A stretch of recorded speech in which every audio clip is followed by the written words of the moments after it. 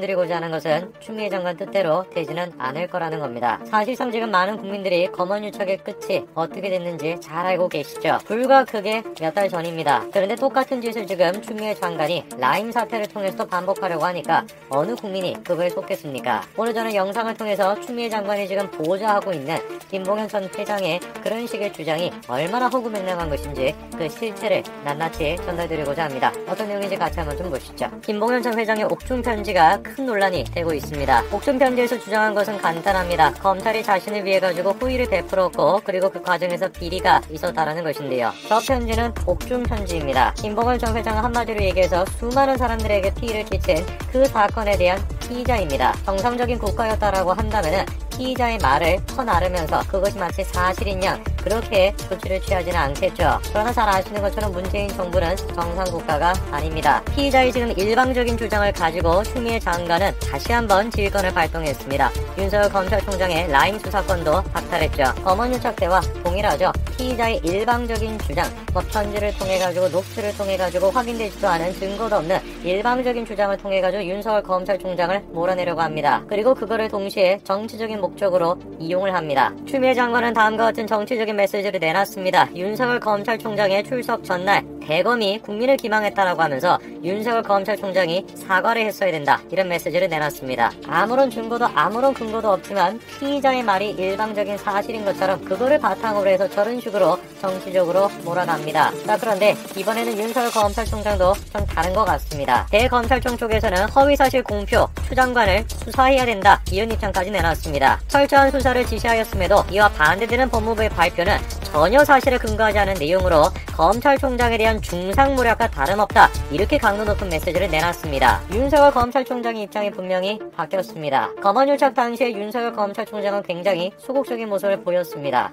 사실상 추미애 장관에게 끌려가다시피 했었죠. 그러나 그때도 검찰 내부적으로는 윤석열 검찰총장을 지지하는 세력들이 굉장히 많았습니다. 그리고 이번에 윤석열 검찰총장이 저런 식으로 리더십 있는 강도 높은 메시지를 내놓으니까 검찰 내부에서도 그거에 호응하는 듯한 모습을 보여주고 있습니다. 현직 부장검사는 추미애 장관을 겨냥해서 궁예의 관시법 수준이다. 그리고 또 현직 검사도 마찬가지로 검찰은 추미애와 실세가 아닌 윤석열 검찰총장을 믿고 따른다는 입장이 나오죠. 사실상 검찰 내부적으로는 지금 추미애 장관이 아니라 윤석열 검찰 쪽으로 기울어 있습니다. 그리고 검찰뿐만 아니라 국민들 또한 마찬가지로 이번 사태는 검언유착 때와는 다르다라는 걸 이미 직감하고 있죠. 또도 그럴 것이 라임 사태 같은 경우는 벌써부터 앞뒤가 안 맞고 희극거리고 있죠. 김진애 의원은 김봉현 회장의 지금 편지를 근거로 해가지고 다음과 같은 세 사람을 지목했습니다. 자, 한마디로 접대를 받은 사람이 이성범, 송사명 그리고 윤곽근이다 라는 취지로 주장을 한 것인데요. 당연히 해당 내용에 대해서 당사자들은 허위사실이다 라고 강조했죠. 윤 전 고검장은 김봉현도 누군지 모르고 전혀 거기에 언급된 검사나 누구와도 간 적이 없다라는 것입니다.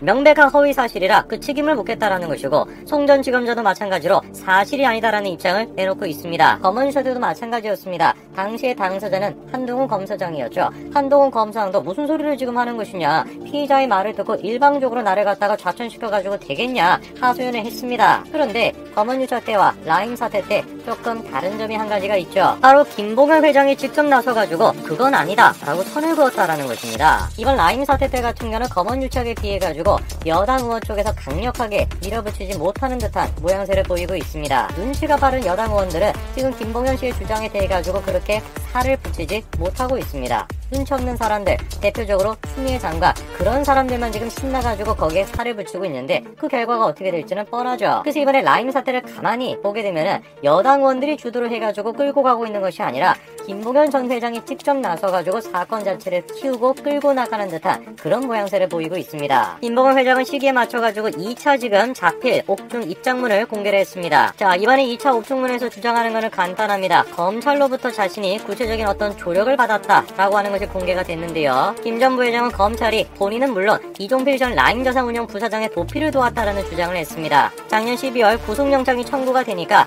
영장 실질심사에 출석하지도 않고 자신이 도주할 수 있었다라는 것인데요. 김봉현 전 회장은 김진애 의원이 이 사람들이 검찰 접대를 받은 사람들이다 이렇게 주장을 하니까 그건 좀 사실이 아니다 라고 선을 긋고 묘한 타이밍에 2차 옥중 입장문을 내놨습니다. 우리가 한번 따져봐야 되겠습니다. 김봉현 전 회장, 즉 피의자가 주장하고 있는 내용, 그 내용이 얼마나 사실관계가 있는지 하나하나씩 우리가 좀 따져봐야 되겠죠. 우선 일단 영장기각 청탁에 대해서는 다음과 같은 반박이 나옵니다. 당시 수원지검장이던 윤대지 사법연수원 부원장은 통화에서 어느 누구에게도 청탁이나 로비를 받아본 적이 없다라는 것이죠. 당시 수원역의 사건과 관련해서 김봉현 이름 석자도 들어본 적이 없다라고 김 회장의 주장을 전면적으로 부인했습니다. 자, 그러면 영장을 그런 식으로 기각을 해줬다라는 내용에 대해서는 해당 지금 당사자는 부인을 하고 있는 상황입니다. 그러면은 이번에 2차 옥중 편지에서 김봉현 전 회장은 또 어떤 내용을 주장을 했을까요? 이번 편지에서 김봉현 전 회장은 자신이 접대를 한 검사 3명이 대우조선해양을 수사한 동료들이다 이렇게 폭로를 했습니다. 김진애 의원이 그런 식으로 뻘짓을 하고 난 뒤에 김봉현 전 회장이 직접 나서가지고 조금 더 구체적인 힌트를 줬습니다. 글쎄요, 제가 가지고 있는 근본적인 의문점은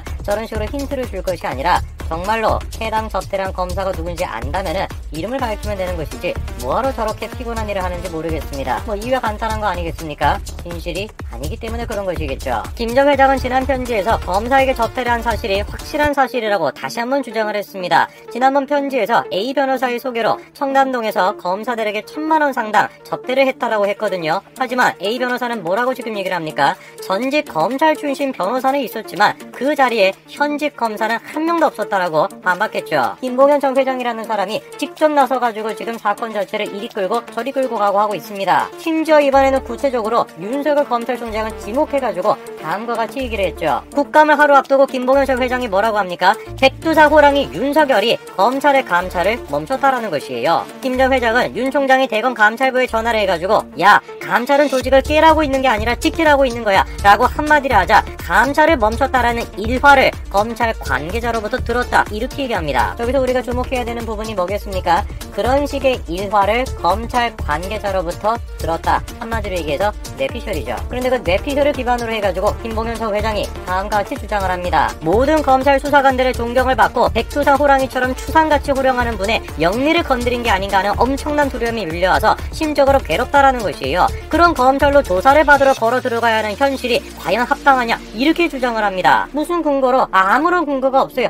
그저 뇌피셜을 근거로 해가지고 저렇게 지금 얘기를 하고 있습니다. 뇌피셜을 근거로 해가지고 백두사 호랑이다라고 칭송을 받는 윤석열 검찰총장, 그 검찰총장이 지금 지배하고 있는 검찰로 내가 조사를 받으러 가야 된다니 얼마나 내가 불우한 사람입니까? 저 메시지를 지금 누구한테 얘기를 하는 거겠습니까? 여당 의원들과 그리고 여당의 지지자들한테 하는 얘기겠죠. 그런데 어떻게 된 것인지 여당 의원들은 저런 식의 메시지에 대해 가지고 발 뻗고 나서가지고 윤석열 검찰총장을 압박을 못하고 있습니다. 오히려 저런 식의 김봉현 전 회장의 메시지에 대해 가지고 검찰 내부적으로 더 지금 폭발적인 분노가 쏟아져 나오고 있죠. 일선 검사들은 뭐라고 지적합니까?